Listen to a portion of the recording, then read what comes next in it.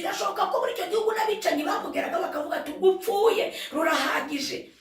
Ushobora kubona uri mu bibazo ukagira ngo Imana yaragutwira ibyishimo kuko yibutse neza ba Kristo. Ndabwira abatuye isi, abantu batibuka ineza bagiriwe n'ayirwe bararokoka. Muri cyagiye byari bikomeye 94 hari abagize mu ntambara mu bihugu bitandukanye baragucumbikira. Ari abantu Imana yapfunyitse 94 irabahisha, ibahisha mu busabusa. Hari abandi yahishe nyuma yaho 97 ku Gisenyi. Utaributse neza wagiriwe n'Umuremyi, harya cyakurengera Imana yahera kukiyongera kugupfunyika, yahera kukiyongera kuguhisha. Hagize andi makubaza abagore bagenzi banyu bakara badasinziriye hejuru yawe, wa mugore we, aho uri hose uzi kuri gutwara abagabo babandi. Unyumve neza, ntuzabura kunyurwamo n'inkota y'Uwiteka.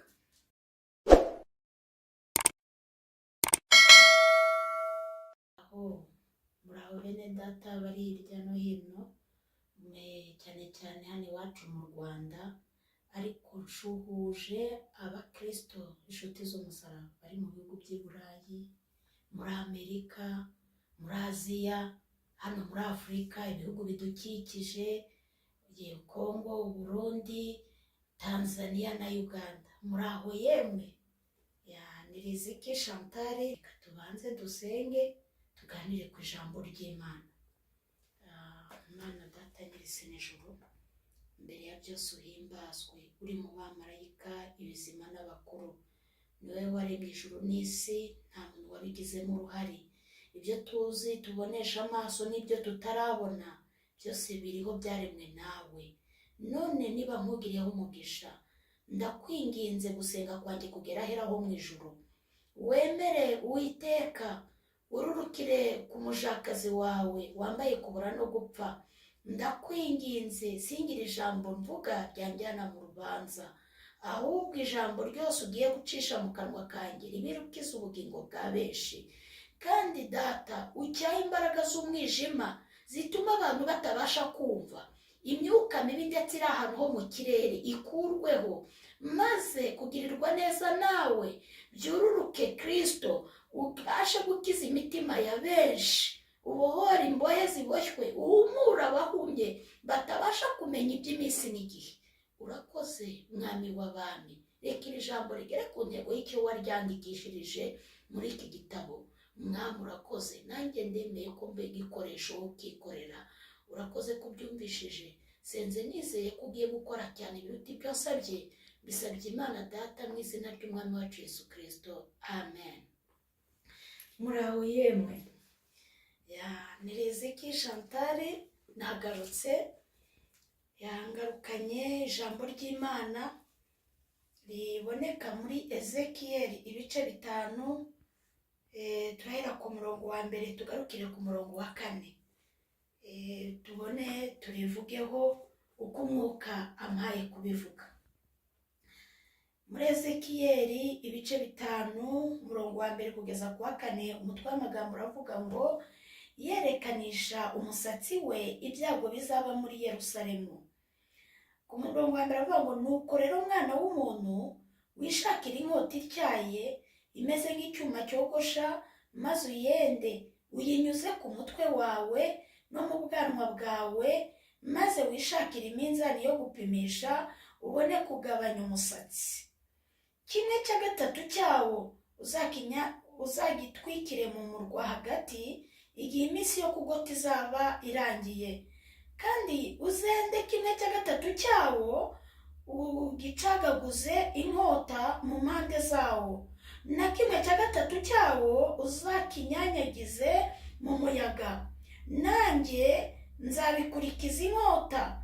Uzahakure muke uwupfunyike mu binyita by'umwambaro wawe, kandi uzende muke muri uwo uwujugunye mu muriro hagati, ugurumane, niho umuriro uzaturuka ugere ku nzu ya Isiraheli yose.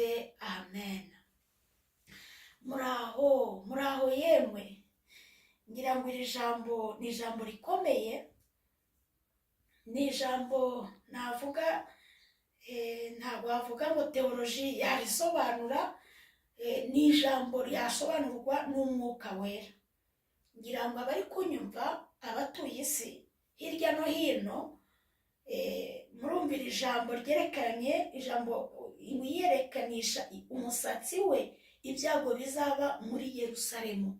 Umusatsi ni Imana yari ibwiye Ezekiyeli ngo ahanure ubu buhanuzi bukomeye gutya, avuge ku byago bigiye kuba Yerusalemu. Sinzi wenda niba muri gusobanukirwa icyo ngiye gusobanura. Yavuze ngo nukora mwana w'umuntu wishakira inkota ityaye imeze nk'icyuma cyogosha, nabigeranya n'urwembe cyangwa tondeze cyangwa se sizo, nuko ngo inyuze ku mutwe wawe no mu bwanwa bwawe. Murabizi ko abagabo uretse wenda ibyateye ubu, ariko abenshi ntibagipfa kugira imisatsi. Niyo mpamvu Imana yamubwiye ngo ashyire no ku bwanwa, mbese asayidire umusatsi we mwinshi. Arengeje Imana iramubwira ngo uwo musatsi uwugaburemo gatatu, ngo kimwe cya gatatu cyawo uzagitwikire mu murwa hagati, igihe iminsi yo kugota izaba irangiye. Ngo kandi kimwe cya gatatu cyawo uzagicagaguza inkota mu nkengero z'umurwa. Arongera Imana iramubwira ngo ikindi kimwe cya gatatu cyawo uzakibuhe mu muyaga. Ubuhe gutyo ugende, ndi Uwiteka nzabikurikiza inkota. Cyakoze aravuga ngo uzahakure muke, wende muke, uwupfunyike ku binyita by'umwambaro wawe. Abari kunyumva uwo mwakumva ubuhanuzi, uretse ko wenda abahanuzi baba baragowe, uragira ngo aya magambo aroroshye mu kuyasobanura. Cyakoze hamwe no gusenga Imana no kubihabwa n'umwuka wera, umva icyo Imana yari ishatse kuvuga, kugira ngo ntange urugero kuri uyu musatsi abantu babyumve. Icyo Imana yari ishatse kuvuga, aravuga ngo uzanahakure muke, ngo uwutwikire ku nzu ya Isiraheli yose igurumane, umuriro uhereho ubwo ugurumane ugere ku nzu ya Isiraheli yose. Nashaka kuvuga ngo nk'Abanyarwanda muri buki 94, wenda urugero kumvikanisha mu uzawutwikire mu murwa hagati.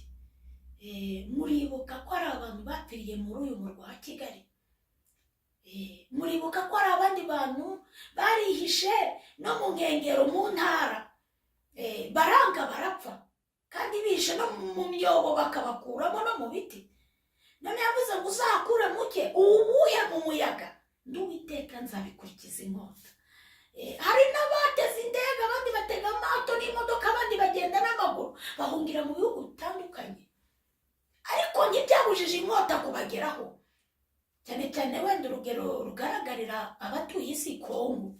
Abanyarwanda bahapfiriye ni benshi cyane kandi bazi ko bacitse urupfu, ariko Imana yavuze ngo uzahakure muke, upfunyike ku binyita by'umwambaro wawe.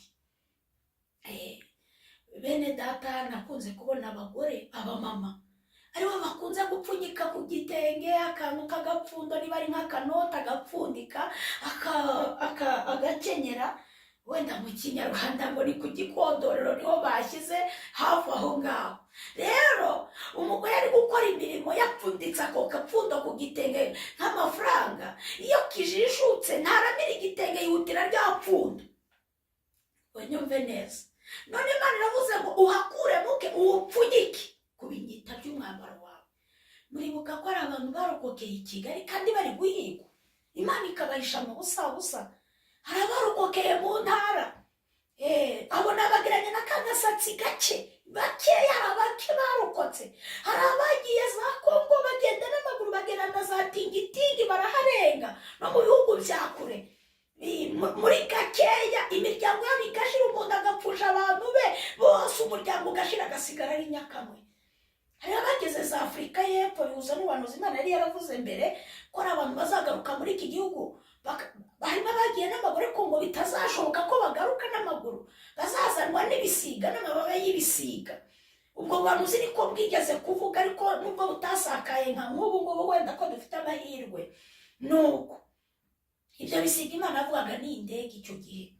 Nuko hari abantu batashye ari indege zibagaruye mu gihugu, bisoza kubw'ijambo Imana yari yaravuze. Noneho nihuse icyo gihe ngo uzahakure mu cyara, abarokotse bararucika kandi bahigwaga.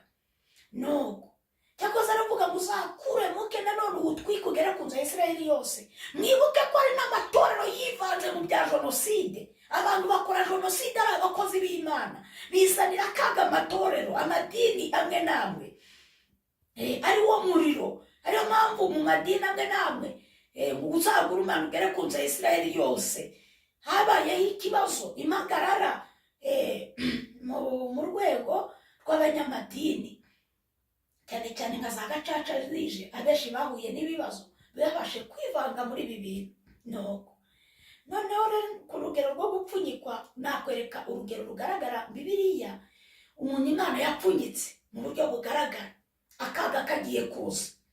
Umuhungu wa Sawuli bita Mifobosheti, Imana yaramupfunyitse, imupfunyikira mu bumuga bw'amaguru. Bishatse kuvuga ngo Imana yagupfunyikira mu ntenge runaka. Ibyago byaza, abicanyi baza bakabona udakwiriye, bamwe bakabona urupfuye ruhagije. Noneho Mifobosheti yari umwuzukuru wa Sawuli, umuhungu wa Yonatani. Noneho uwo muhungu Yonatani yari umukiranutsi, yagiye akiza Dawidi akanamuburira, kandi ari umuhungu wa Sawuli.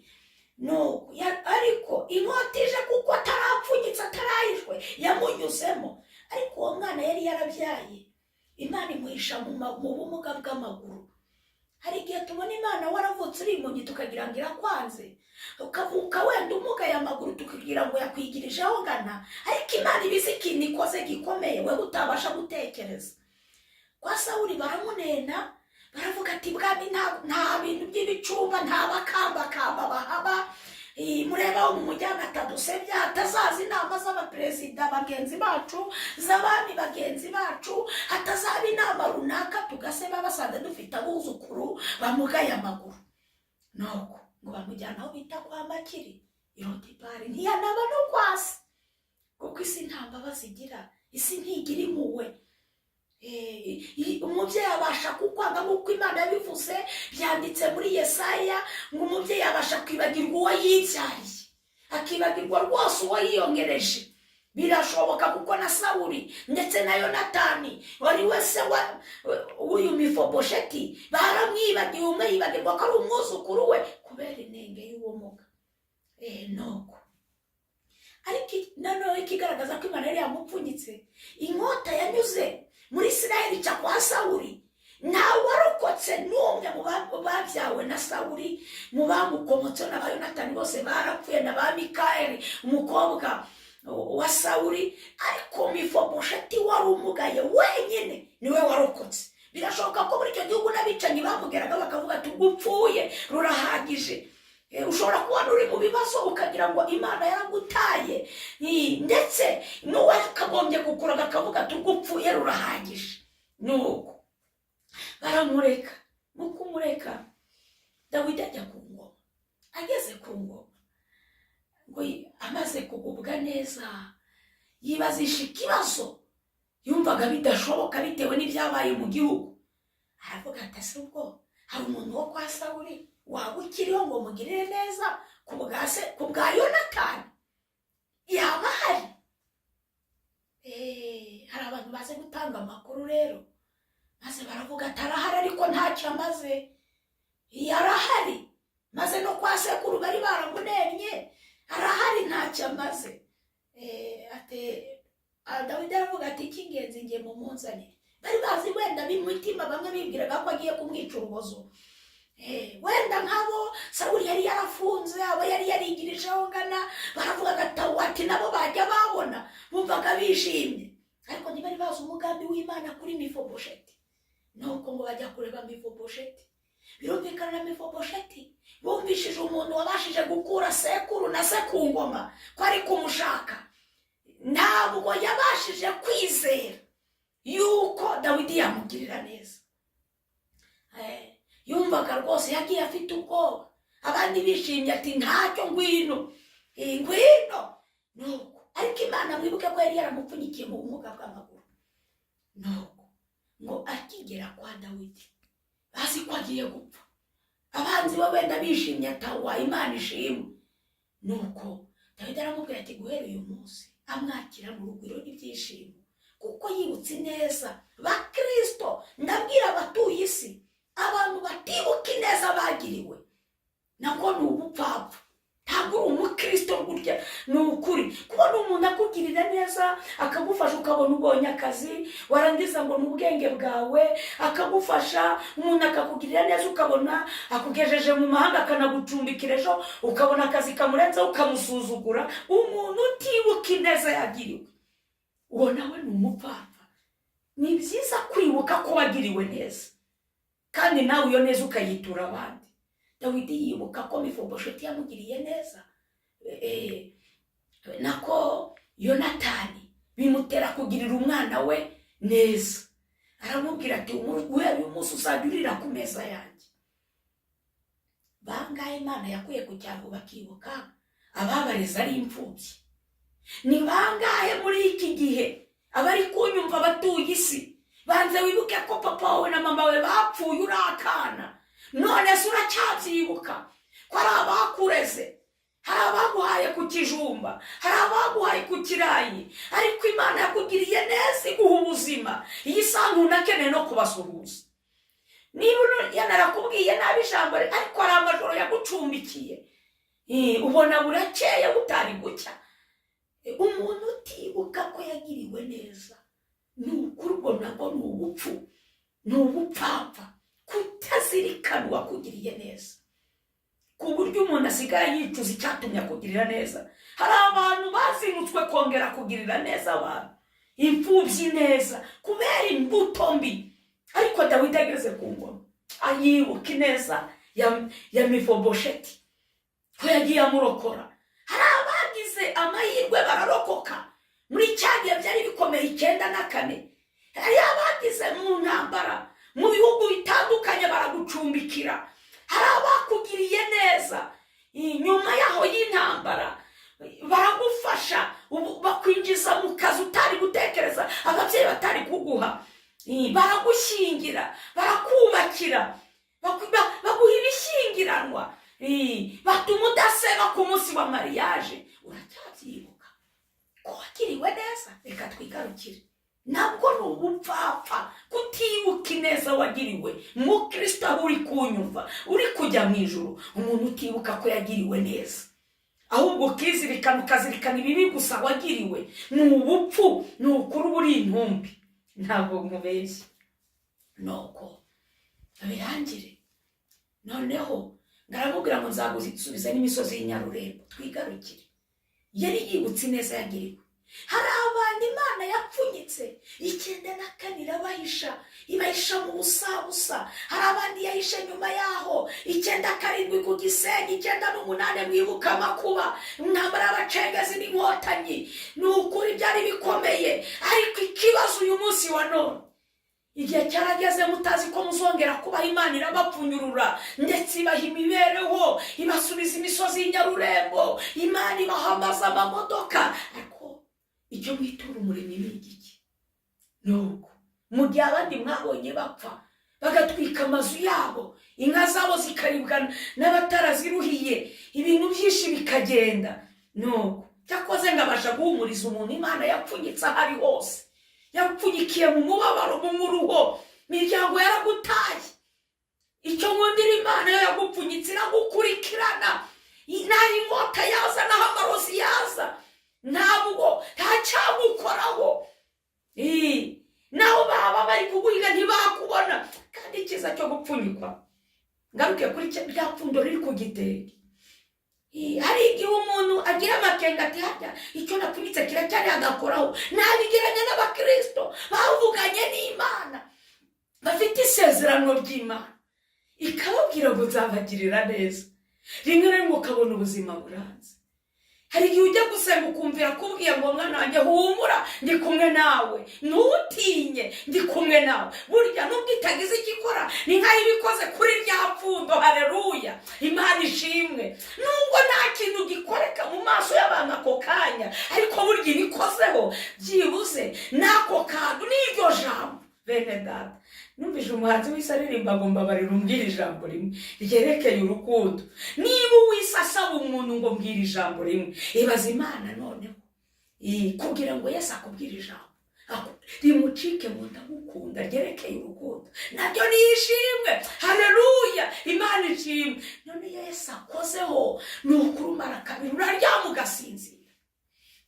Nuko ubwo birangiye, iyo birangiye ryapfundo, hari igihe nanone umuntu asasa imigeri iti oya kwihangana kurananiye. Hari ukuntu umuntu apfunyurura akayaga kakagera mu gipfunyika akongera agapfunyika atavuze ngo arapfunyuruye. Hari ukuntu Imana ipfunyurura ugakora ubukwe ariko ikongera ikazirika inzara igakomeza, ubukene bukaga. Ariko bitavuze ngo iragupfunyuruye nyine gushyize ahagaragara iguhaye iby'inyarurembo, guhaye kurira ku meza y'abami. Hari igihe ipfunyurura ukabona urangije amashuri, ukabona ubonye risasi ariko ikongera ikazirika. Byibuze ukamara niyo morali ugakomeza ukarwana intambara ugakomeza ugasenga. Ariko bitavuze ko Imana itazabura gusohoza icyo yavuze ku buzima bwawe. Nuko nihuse icyo ngendereye si ibyo byo gupfunyura, kuko mwarabibonye ko ari abantu Imana yagiriye neza ibakuye mu maraso, mu ntumbi z'abantu. Ariko ikibazo ntabwo icyo ngendereye ujya wibuka ko hari aho abantu baguye wewe ukarurokoka. Uri umusirikare ku rugamba abo muri kumwe ukabona barapfuye abandi baramugaye, wewe ukabona irakurinze n'inzara zose zirimo. Ni ukuri ujya wibuka gushima umuremyi wo kwizerwa, nuko Dawidi yabigenje akibuka ineza yagiriwe. Tugiye gusenga nta bintu byinshi, cyakoze abantu bibagiwe gushimira Imana yabatambukije ahakomeye. Mumva abagore muri ku bise by'inda, abandi ukabona arapfuye kwa muganga, ukabona uri kuri iki gitanda arapfuye, hariya nawe ngo arapfuye, wewe uraho ukavuga uti unanjye kandi ari wowe urembye cyane. Ariko wajya kubona ukabona Imana irahagukuye. Ujya wibuka iyo neza y'Imana. Niba rero waribagiwe ukibagirwa ya mihigo wahigiye umuremyi, ijambo ryavuze ngo utwike uwo musatsi ugere ku nzu ya Isiraheli yose. Byumvikana hagize ikibi kiza utaributse neza wagiriwe n'umuremyi, harya icyakurengera Imana yahera kukiyongera kugupfunyika, yahera kukiyongera kuguhisha. Hagize andi makubaza yahera kuki? None ko wayituye gusambana, wa mugore we, ubu hateye icyorezo cy'abagore bari gusambana, noneho byateye iseseme, birarenze rwose. Mwabagore murabona atari ubukunguzi, umuntu w'umubyeyi koko. Ariko mubanze mwibaze, wenda mbwira abatuye isi, mushyire muri logike. Buriya ninde wanezezwa no kubona mama we bamufasha asambana? Ninde byanezeza? Tubwizanye ukuri, ninde wabona mama we ari gusambana nubwo waba uri indaya akavuga ati nta kibazo ni sawa? Niba mutifuza ko ba mama wanyu bababyaye bafatwa bari gusambana, kuki muri guhemukira abana muri kubyara? Mwabyaye mugakora ibintu bisa bityo, iby'urukozasoni mu maso y'abantu. Mwibagiwe ibyago n'ipfa Imana yabanyujijemo, impanuka yagiye ibarinda, mukaba mukoze. None ni iyi nyiturano, ni ibimuhebye Imana, muri gusenya ingo za bagenzi banyu. Abagore bagenzi banyu bakara badasinziriye hejuru yawe, wa mugore we, aho uri hose uzi kuri gutwara abagabo babandi. Unyumve neza, ntuzabura kunyurwamo n'inkota y'Uwiteka. Hateye ubutinganyi no mu nsengero burimo, mu bacuranzi. Koko ubu umurengo ugufashe n'uwuhe?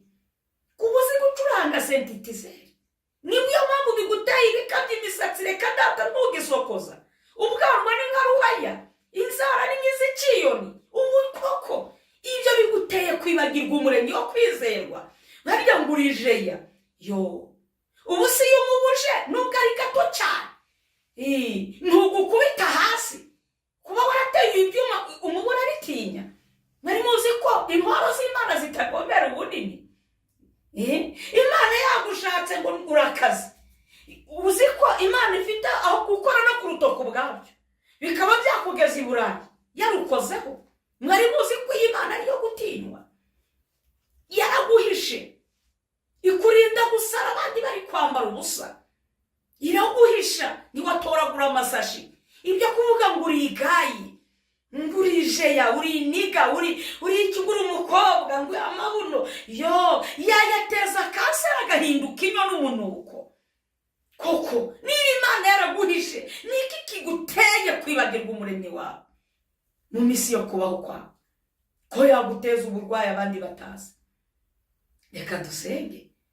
Ariko umuntu wese utibuka ineza yagiriwe, we ace bugufi dusenge, ukaba uri kwitura ineza ndetse uretse n'Imana n'abantu bakugiriye neza, bakugaburiye uri mayibobo, ukaba ubituye agasuzuguro, wabanyura uri mu modoka ukabatera amazi, ntureba ko gakecuru kunamye, burya hari igihe kaba karaguteruye kakanaguheka uri uruhinja.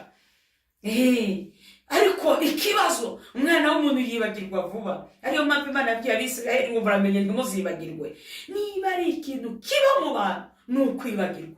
Ubu hari abantu Imana yakuye muri iki gihugu ibajyana i Burayi, ariko baribagiwe ko bahekenyaga ibijumba, ko botsaga runomo, inzara yabishe, mwakubitirwaga mu bigori by'abandi, none Uwiteka yarabateturuye, mwaribagiwe, muhembye Imana gutingana.